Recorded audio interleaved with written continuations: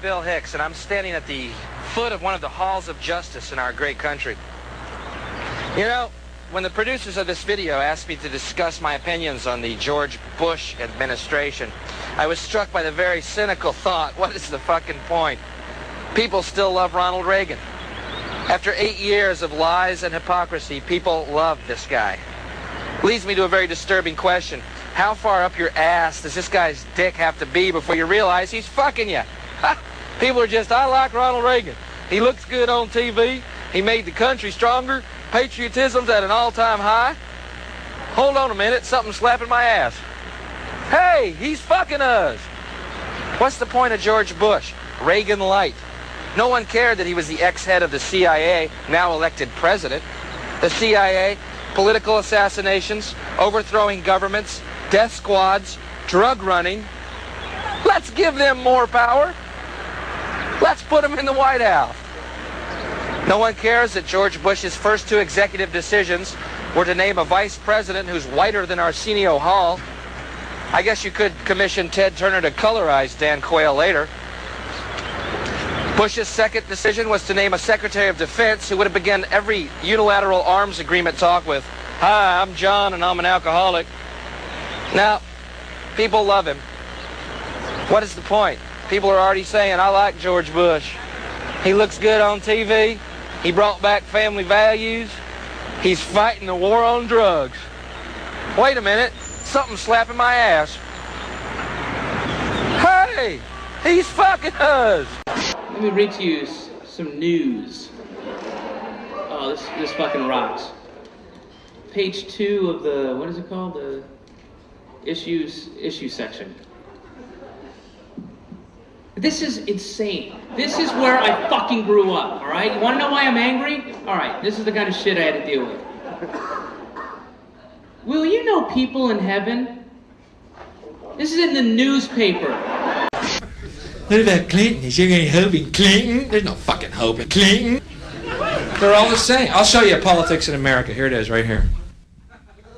I think the puppet on the right shares my beliefs. I think the puppet on the left is more to my liking.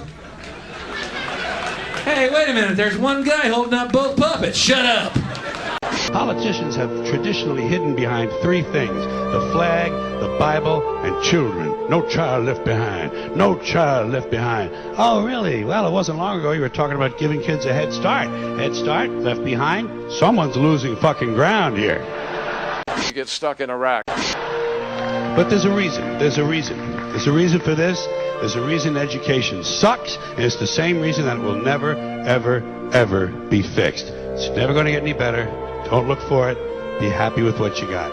Because the owners of this country don't want that. I'm talking about the real owners now. The big, the wealthy, the real owners, the big wealthy business interests that control things and make all the important decisions. Forget the politicians. They're irrelevant. The politicians are put there to give you the idea that you have freedom of choice. You don't. You have no choice. You have owners. They own you. They own everything. They own all the important land. They own and control the corporations. They've long since bought and paid for the Senate, the Congress, the state houses, the city halls. They got the judges in their back pockets, and they own all the big all the big media companies. So they control just about all of the news and information you get to hear. They got you by the balls. They spend billions of dollars every year lobbying to get what they want. Well, we know what they want. They want more for themselves and less for everybody else. But I'll tell you what they don't want. They don't want a population of citizens capable of critical thinking. They don't want well-informed, well-educated people capable of critical thinking. They're not interested in that. That doesn't help them. That's against their interest. That's right. You know something? They don't want people who are smart enough to sit around the kitchen table and figure out how badly they're getting fucked by a system that threw them overboard 30 fucking years ago. They don't want that. You know what they want? They want obedient workers. Obedient workers. People who are just smart enough to run the machines and do the paperwork, and just dumb enough to passively accept all these increasingly shittier jobs with the lower pay, the longer hours, the reduced benefits, the end of overtime, and the vanishing pension that disappears the minute you go to collect it. And now they're coming for your Social Security money. They want your fucking retirement money. They want it back. so they can give it to their criminal friends on Wall Street. And you know something? They'll get it. They'll get it all from you sooner or later, because they own this fucking place. It's a big club, and you ain't in it. You and I are not in the big club. Terrorism, terrorism, terrorism, terrorism, terrorism, terrorism, terrorism, terrorism, terrorism. The evil terrorists.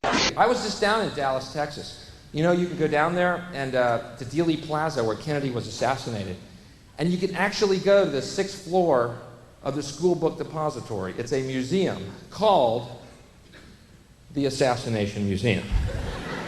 I think named that after the assassination. I can't be too sure of the chronology here, but anyway, they have the window set up to look exactly like it did on that day, and it's really accurate, you know, because Oswald's not in it.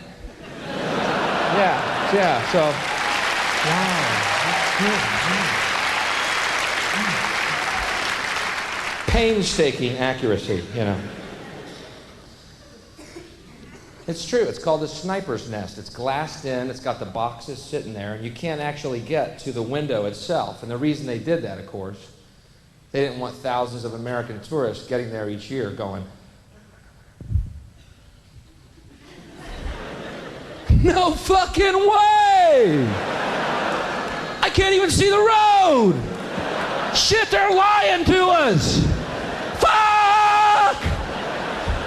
Where are they? According to U.S. intelligence, U.S. officials say that U.S. officials here say it means officials here at the White House tell us, trust me. Hate. Fear. Hate. Fear, come on. They're taking your jobs, and terrorists are trying to blow up your Ford Focus specifically. And, where's my Purell? I touched the doorknob. There's a new fever or flu. There's a big faggot, sober, responsible, boring, dull hand sanitizer generation, and I can't get the germs off me fast enough. I'm afraid. Fucking faggots. Just send your cash. Can somebody tell me when this nation turned into a country of rats and squealers? Rats and squealers and snitches, you know? People spying on each other, turning each other in, joining the neighborhood crime watch. People making anonymous telephone calls to tipster hotlines. Shit, it's not a tipster hotline. You know what it is? It's the Rats and Squealers hotline. But you know if they called it that, you know how many people would call in? Lots of them, because people got no fucking principles anymore. Everyone's a stool pigeon now, a nation of stool pigeon informers. How am I driving? Call at 1-800 and squeal on the truck driver. Sounds like a little thing, but it's not. It's an open invitation to be a rat. What is iWatch? It's a way to report suspicious behavior or activity that relates to terrorism. Terrorism is a crime. If you see, hear, or smell something suspicious, report it. Stop a terrorist attack. Think about the power of that. Abuse of authority comes as no surprise. There are a lot of people who lie and get away with it. Somebody gonna get a hurt, feel bad. Okay, let's bring out Dr. Evil. Change. Governments are based principally on force and deception.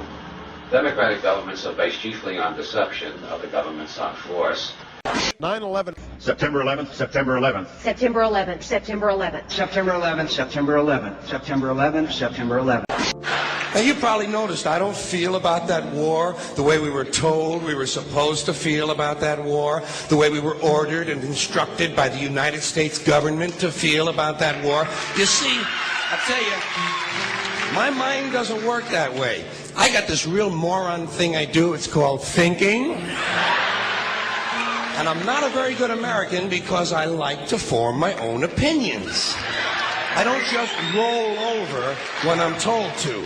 Sad to say, most Americans just roll over on command. Not me. I have certain rules I live by. My first rule, I don't believe anything the government tells me. Nothing.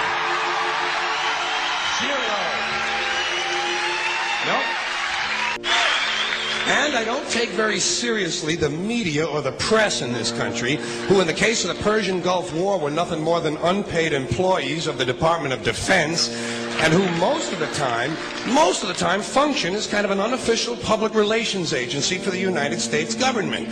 So I don't listen to them. I don't really believe in my country. And I got to tell you, folks, I don't get all choked up about yellow ribbons and American flags.